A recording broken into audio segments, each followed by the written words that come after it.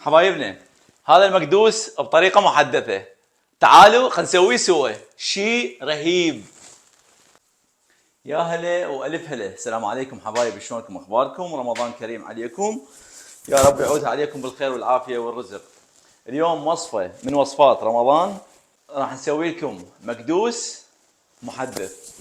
شنو هذا المكدوس؟ المكدوس المتعارف عليه باذنجان، نجيبه قياس وسط، نفتحه من النص ونسلقه ونضيف له الحشوه.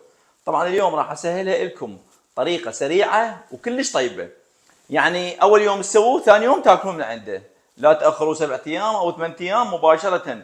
وطبعا هاي الطريقه ادمان. تعالوا ويانا خلينا نقول لكم بالمواد والمقادير.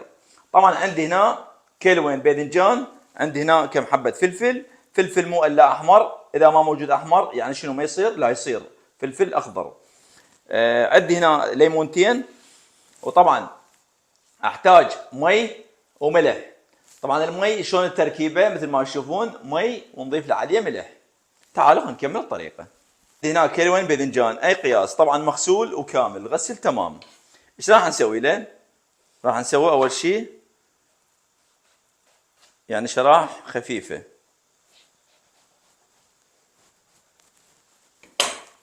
هاي عندي هنا وحده، تمام.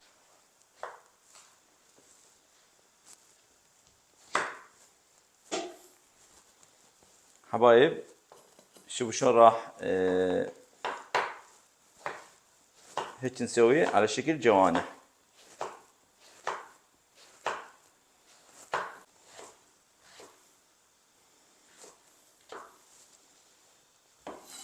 سويت هاي الكميه كلها. الباذنجان راح ابدي اضيفه بالمي المغلي، طبعا راح نسلقه، وراح اضيف ملح. طبعا الملح كافي يكون اضيف. شفتوا ضفت الباذنجان وضفت الملح، راح ابدي اغطس الباذنجان ويا الملح، حركه شويه، طبعا كل شويه نحركه. طبعا ما ياخذ وقت هواي، يعني نقول ربع ساعه او اقل او اكثر. طبعا عندي حبه جزر وحده حسب الاشكال اللي يريدها. هنا بهاي محاضرة الطعام عندي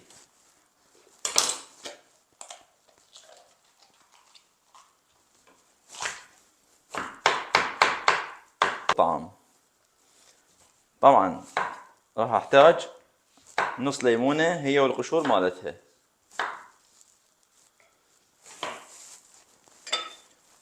راح نضيف ثوم حسب الكمية اللي تحبوها انتم.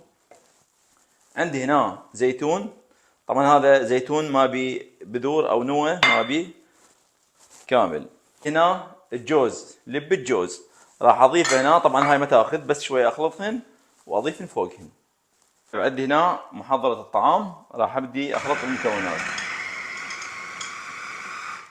جوز هم اختياري، ايش قد عندكم؟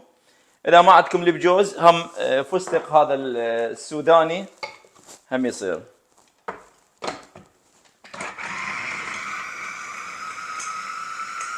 ابنه هاي عندي مثل ما شفتوا شلون صارت الحشوه.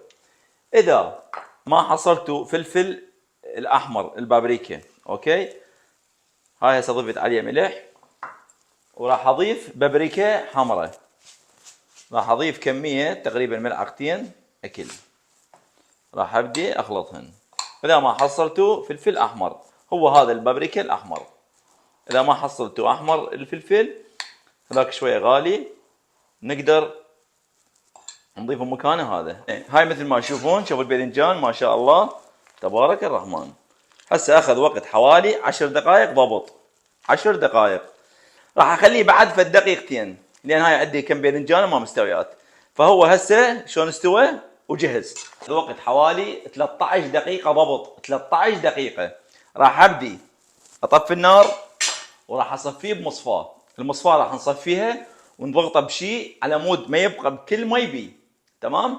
ياخذ وقت ربع ساعة او نص ساعة لحد ما ينشف تماما من المي، وراح نبدي نكمل وياكم الطريقة. حبايبنا هسه عندي هذا الباذنجان مثل ما تشوفون شلون نشفته، وخليت عليه ثقل، تقريبا اخذ وقت ربع ساعه او اكثر، لان هو بسرعه ينشف، لان مو تقولون باذنجان كامل وما ينشف بسرعه. فهذا لين مقطع، شوف شلون صار، نشفه من الماي تمام، على مود شنو ما يقطن. عندي هنا البرطمان، ايش راح اضيف؟ طبعا اضيف شويه من الباذنجان وشويه من الحشوه، تردون تخلطوه سوا كيفكم، هو راح ينخلط تقريبا.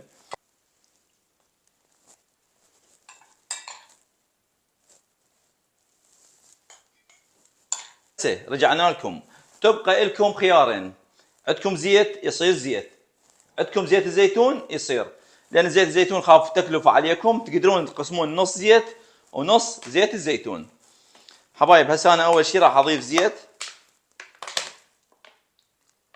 تقريبا كوب من الزيت، والباقي راح اضيف زيت الزيتون.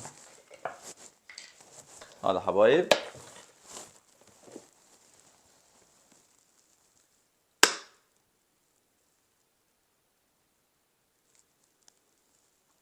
لازم نغطي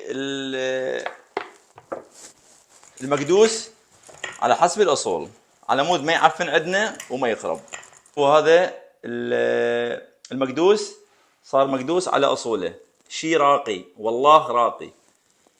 هذا يعني ورا 6 ساعات تقدرون تستخدمون من عنده، كل ما يتاخر يوم كل ما ينطي طعم ونكهه وجماليه وطريقه 100%.